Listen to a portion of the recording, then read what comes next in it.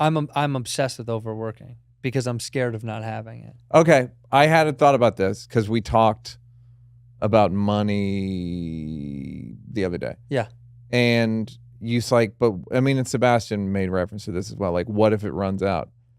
I don't think you're worried about the money running out. What is it? I think you like being a made guy, and you like being in the game. You like being on the scoreboard. You like being on the leaderboard. You like playing. You like being interviewed after your round. Right. You don't have to tee off at fucking 6:45 a.m. You're like if this were golf, you'd be playing in the afternoon as a comedian. Sure. And it's better than playing it in the morning. Yeah. It is. So it's this thing of like, I'm afraid it's all going to go away. You're not worried about the money going away because the money can go away. Your lifestyle isn't that. I mean, look, he's got an APC sweatshirt on. This is loaned to me. I do have to give this back in an hour. To APC. Oh, okay. Yeah. For this podcast? Yeah, they loan me a sweater. God, they won't let. I banged on their door all day. They wouldn't let me in. I don't know if it's I don't mean the money running out. I just mean, I think it's more that like I didn't have anything when I started. A cliche, but it's like I just am like, well, you're a little bit lucky to have it be this way. So I'm like, why stop? I don't know. Like, what am I? Well, no, but it's not. You have status and you work. You've always worked though. I've been very fortunate that I have worked for a while, and that's okay to like the status of where you are. I just like to work. I get it. You want to be active. You want to feel like a member of the world. You want to feel like I belong and I'm thriving and or winning or placing, or I'm in the conversation instead of just whatever the hell your stepdad's doing. I feel like a part of it is imposter syndrome. Parts of it are imposter syndrome, where you're like, is this deserved? What are you doing that you don't think you should be able to do? No, it's not that. It's just sometimes. That you're like, am I a good actor? Like if you're on, or do you watch Dave and go, no. I don't watch it. Yeah, of course. I've never seen one episode. Yeah, no, I believe it. Yeah, I just can't do that.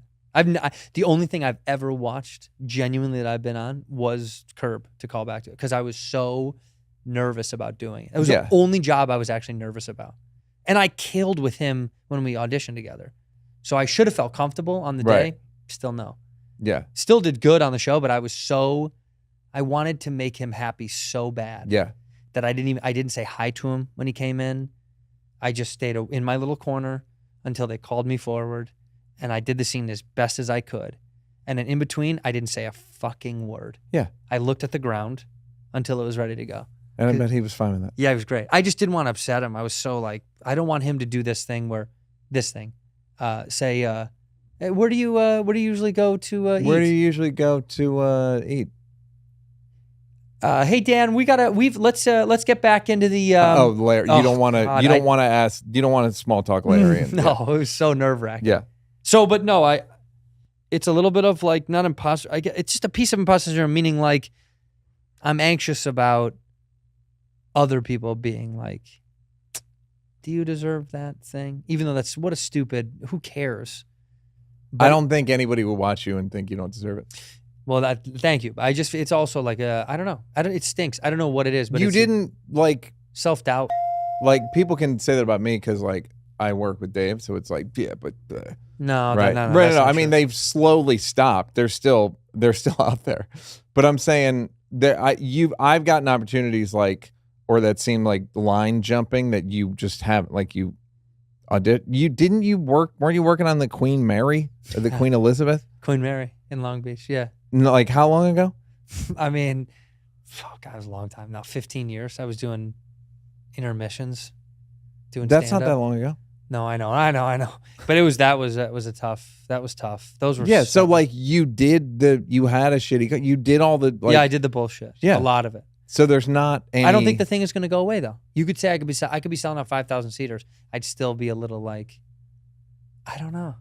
Yes, of course. Yeah. We're worried about like, you ever look at, somebody hit me with the sweetest fucking text, a very funny, mean text at me today. They go, she'd just gone to a funeral and she's like, hey, they record people's funerals and put them on YouTube now. So, if there's an afterlife, you're just going to be checking your views on your funeral. I was like, this bitch. Oh my God.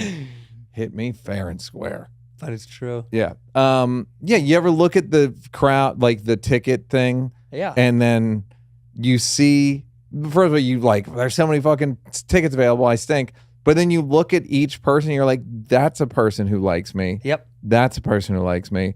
And it's unfathomable. That blows my mind. It's unfathomable. Like that there's rows and rows and rows and rows of people in Minnesota that want to see me. That want to see you. Yeah. Yeah. That's like when I go home, it's scary. Like Chicago Theater playing that for the first time last year. I couldn't believe. I was like, that's. I was looking at this. Did you do it? Yeah. You did it, right? Yeah. 3,600 seats or something. Great. It feels weird. You're Fantastic. like, no way. I guess I'm just like happy, but also the some of the success gives me crazy anxiety. I just am like, ooh, this feels so daunting. What would it mean if you lost it? Peace. No, but what would it No. Are you worried about what it would say about you? No, I just think don't you think people's mind is made up about you? Perhaps. Because that's what it's kind of sad is when people, I was like, here's another thing I realized with this new Netflix. People aren't going to watch every one of your specials. No. It's funny because there were people that I was expecting to hear from. They didn't watch it. And I'm like, you didn't watch it? No, they're not going to watch another one.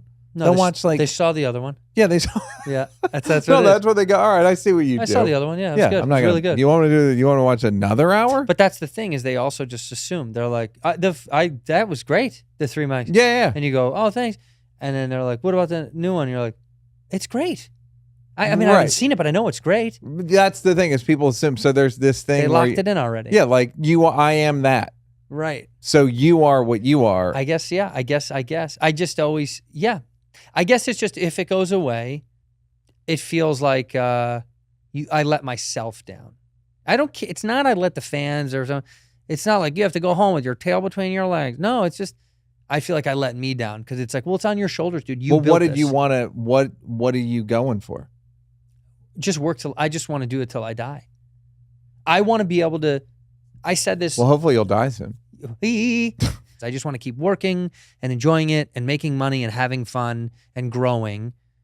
If I could have that, man, to me, that's heaven on earth. That's why I don't want to stop working because I'm afraid when you do that, it like gets pulled out.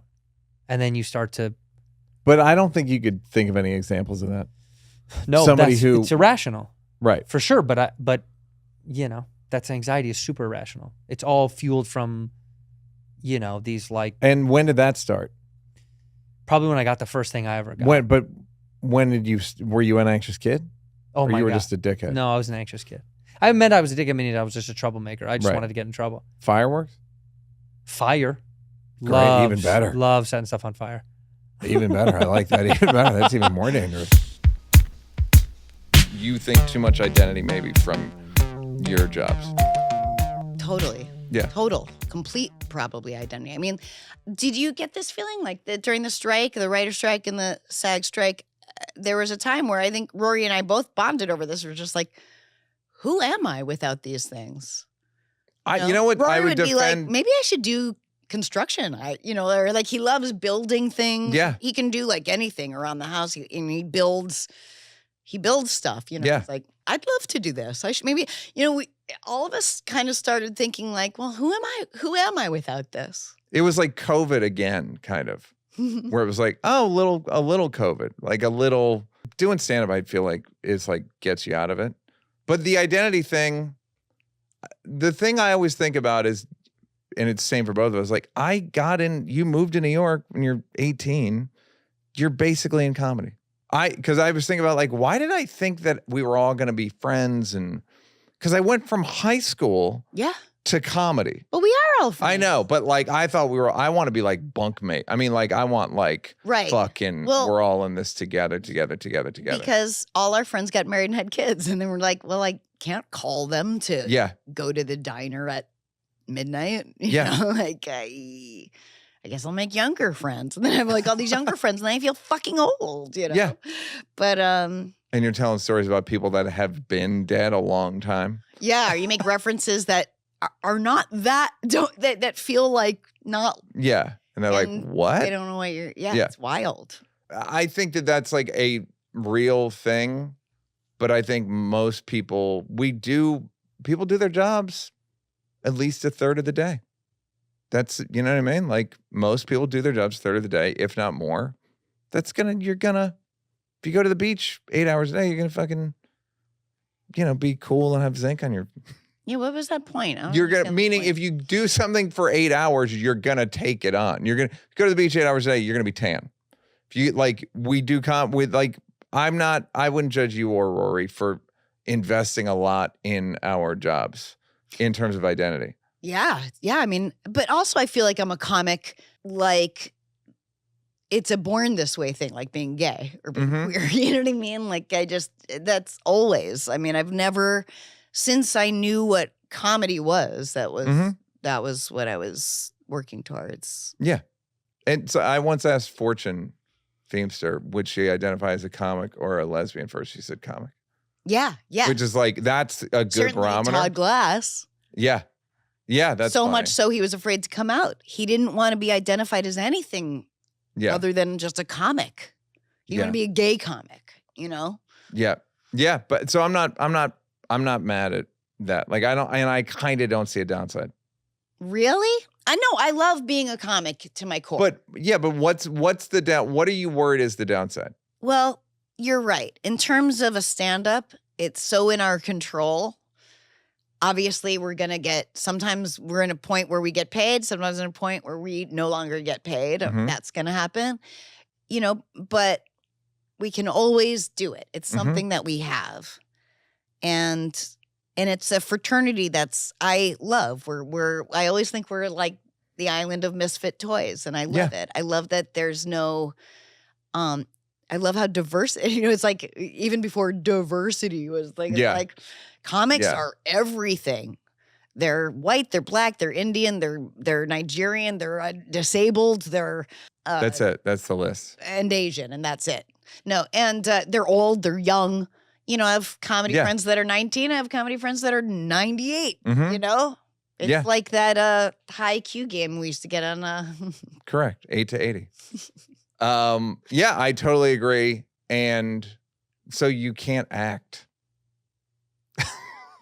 I mean, do you know what I mean? Yeah, like, sure. I do like. I know. To I'm not saying you don't like it. I'm just saying, like, not being able to do comedy would kill me, and that's why it's so funny that having a set at night ruins my day. I know. That's life's wild. That's ridiculous. That's something I have to figure out. My self-worth ultimately is too tied to my career and what I'm doing. My worth as a human being is too based on how I perceive myself as being at my job. I don't have that, like, it don't matter. I'm like, that's what was hard when I would do stand-up all the time. If you have a bad set, you feel bad about yourself until the next, that day fucking sucks, doesn't it? Yeah. It's the same with like acting, if I have a day on set where I don't think I was at my best, that like really, really, really makes me feel like shit. I feel like I'm not like a worthy person. Too much of my worth is not inherent. Too much of my worth comes from how I think I'm doing. Totally agreed that I'm in the same boat. We both realize like too much tied up in this, and are we fucking ourselves long term? I think we are. I don't know if you're born with it or you learn it. I know I've been like this since I can remember. Like with studies, I was a big nerd. I wasn't, good at sports or cool or good title for a special big nerd. You hulked out. And then I hulked out. But I really, really cared. Big nerd. Yeah, that's the next one. Really studies, I wanted to be first in class. Yeah. Because in Pakistan, you got a ranking. So like first to each class was like 42 kids, first to 42. The bottom 10 get slaughtered, correct? In front of the school? Is that Pakistan? But I think it's called the culling. And it's what's propelled us to global success. Yeah. And for years I didn't. I came in second, and that like really, really bothered me and bugged me. And knowing that you came in second in school? For many years, and then the guy left to go to another school. Then I came in first, but it was a little bit empty. It's like tainted. Michael Jordan. Yeah. But I knew that guy was very smart, and I knew I was smart, but I was like, I have to work harder than he does, but that's okay. I'm never afraid of hard work. I do think we're setting ourselves up for ultimate failure because another, I think I put this block there, is divorcing my experience of doing something from the result. So, we did The Big Sick. We had a great time doing it. It was hard, but it was a great time. And then it was successful. Great. I've done stuff where I've worked just as hard as I did on The Big Sick, and it has not been successful. And then it's tainted my experience. It's made me feel stupid for having a good time doing this thing and working so hard at this thing that didn't make money. And thinking it was going to be good. Thinking it was going to be good. No, this is going to crush. That's the fucking feeling I hate, which later. But you have to do that. It's very, very hard to make a movie because it is a lot of work. 14-hour days, day after day after day. There are harder jobs. I'm not saying there aren't. And it's emotionally taxing. You have to think that what you're making is great because I've also made stuff that I knew wasn't great, and that's a worse experience. But what I want to do is do what I do because, Big Sick we got to control, but a lot of this stuff, you don't really get to control how it's going to come out. Enjoy that experience for what it is. Learn from it. Be proud of myself for doing well or working or whatever it is. And then throw it away and forget it. And if it does well, great. If it doesn't, it shouldn't really affect me. It shouldn't affect my memory of the experience. Like recently, this is going to sound like a brag, but something I talked to my therapist about.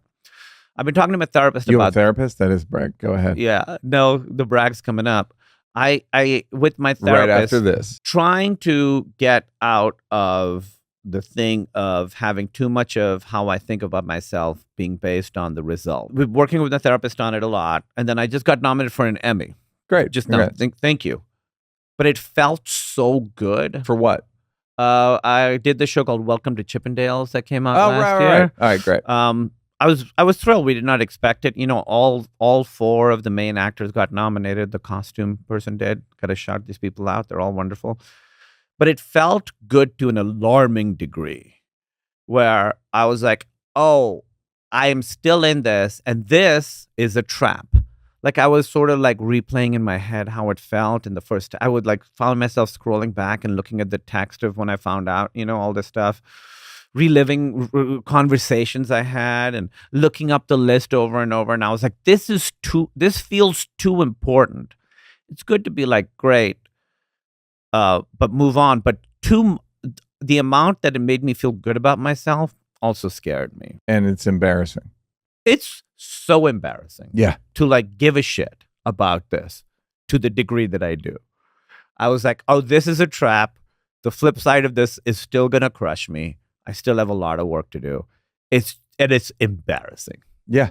Yeah. When Blocks came out on Netflix, I said to Joe Rogan, I was like, I think I like the juice too much. Yeah. It was embarrassing me how much I like the feedback. Adulation, of course.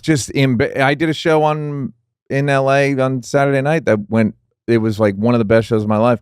And I was like enjoying and I don't know what the balance is. It's a hard balance. Being invested, making an effort.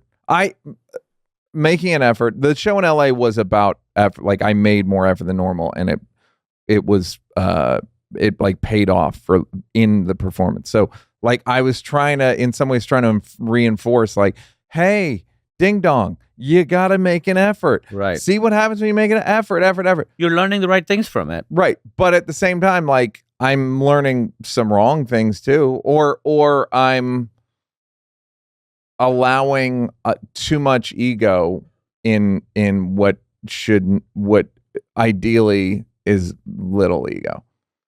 Yeah. But I'm with you in terms of scrolling. Thank you for admitting to all that, because it's fucking hard. It is very hard for me to take time off. I don't really take vacations. I don't. Why not? I don't know. It's very hard. I'm not even trying to get is it because you're an orphan? No, it's wherever I go on vacation, he would follow me. He would come too. No, I think it's just hard. Night comes around, I just want to do stand-up. It's hard. I love stand-up. I'm also a single guy. It's hard to go on vacation as a single guy. I just went to Thailand as a single guy, and I got to say, people don't give you the benefit of the They doubt don't. on that one. Even I heard that. I was like, I know you and I like you, but this could take a turn. This story. Like people are like, Thailand, huh? It's like, yeah, I've been there before. Been there a bunch of times. I've been to Tokyo. I've been to, and it's like, you can get prostitutes anywhere, so far as I can tell. Like, anyhow. Yeah. So I get that. Yeah. I got looks when I went to Epstein's Island, but I know, by it. and it's not what you think. They have good food. Yeah, it's really good. And it's all inclusive. It's crazy. You have to give them $100 million and it's all inclusive.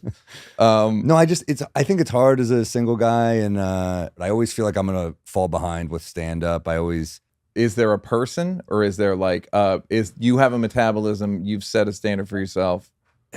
Yeah, I just never took time off, so it's hard to take time off. What about, well, yeah, I was going to say, what about COVID? And you made a bunch of specials outside on roofs. I was going crazy. I was in LA for about 5 months, and you know, during that time, I was writing a little bit, but yeah, I got back to New York, and I was like, I did a show on the street corner, and I was like, this is amazing. You know, the bar was so low for, I mean, obviously looking back, that was a real mental health call right there. I know what you mean, though. Yeah. There are times where people are like, you're not going to do that show. I'm like, I did a show in Thailand. Like, it's not a nice club. It's just like it's kind of rickety and whatever. I've done shows like it's fun to me. The roof stuff was so fun because there was nothing else. So I was so grateful for that. I mean, looking back, I would never do a roof show again. That was the funniest part, is when it came out and people were like, perform my roof. And I'm like, no, that's over. Are you kidding me? I'm not doing that anymore. Who do you think I am? That was awful. Some roof comic?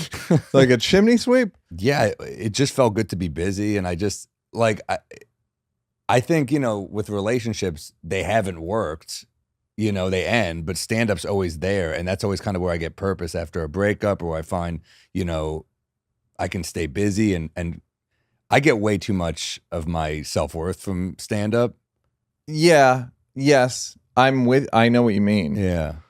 But stand-up's there. That's why COVID was fucked up, because it was like the one thing that we had, and it's like, oh, it's not there. Yeah. But I guess I'm curious, like, I don't know anyone who gets their self-esteem from the right stuff.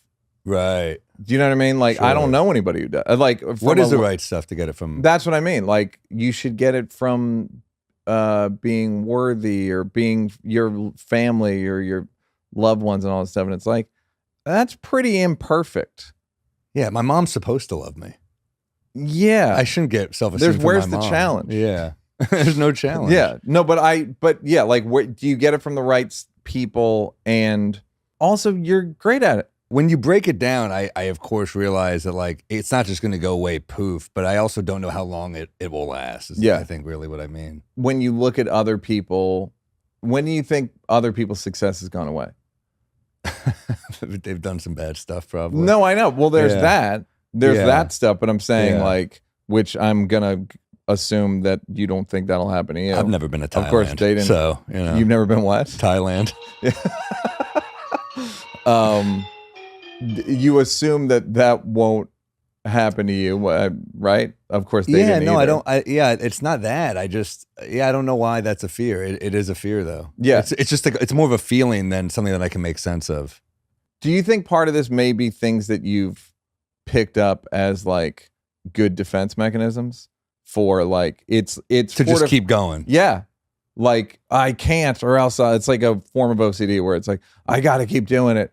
And if I don't, like, maybe I've never tell yourself that in those terms, but yeah, that makes sense. Like, it's just convenient because, like, by the way, I don't think there's anything wrong with how you're living. Like, I'm in no position to judge. I do have a nice lady I'd like to set you up with. But you know what I mean? Like, but I do see, like, you could be this and with a little less stress potentially. Yeah, do I stress myself out? And I think it got bad. I think when I had one special I was trying to sell and no one would buy, and that, I think, really heightened the fear, because I was like, wow, I worked so hard on this and I think it's really good and no one would buy it. And I think that it ended up being the best thing for me, putting it on YouTube. That was the YouTube one. Yeah, but that caused a lot of fear in me. That was like, man, I feel like I'm doing this the right way. I'm doing, and I thought I don't disagree with you, because I was surprised nobody wanted to buy it. And then, I remember going to LA and doing the little tap dance for the streamer people that come out, and everyone passed. And I was like, man, there was the fear that I was like, maybe I'm not good. I think that went into my head. I was like, maybe I'm not that good at this. I don't know. So okay. But there was also a chip on my shoulder being like, but I think I'm pretty good. So I think there was that back and forth, like, am I crazy or is this crazy? Either way, I'm kind of bummed by it, Yeah. Well, that's I've experienced that where you're like, there's like a Kanye line where it's like, are all these that much better than me? That's better than his other lines I've heard lately. Exactly. It's like, are they all really? Like all of these people are, but you're telling me that and then you vacillate between. And I don't want to get bitter. That's the other thing. So I was like, I was very upset with all of it. And I was like, I don't want this to affect how I am, because I like comedy and I don't want to ever be bitter towards other comics. And I was pretty upset. And it was also like that thing where I was like, well, I'm not in a relationship. So I put everything into this. So I have good friendships, and that means a lot to me. But like, I put so much into this. I feel like I've neglected other parts of my life. Mm-hmm. So that was tough. I think that definitely influenced the next few years, where I was like, during COVID, I'm like, I can't take time off. I put out a special to tour off, because I was like, well, it was on YouTube, so I'm doing this to tour. And then that came out February 2020. So no like touring. Weeks before. Yeah. So that's probably why I did so well online. But also I can't really tour now. So that was part of why COVID, I was like, I got to keep this. I can't lose this. Yeah. Hey, did you like that? Did you like that? Yeah, did you like it though? You want more? Don't want to work? Would rather watch videos of me grab-assing with people? First of all, go up here to subscribe, and then go up here to watch more clips. This is like when the weatherman says that there's a high pressure system coming in. I'm not really used to the green screen.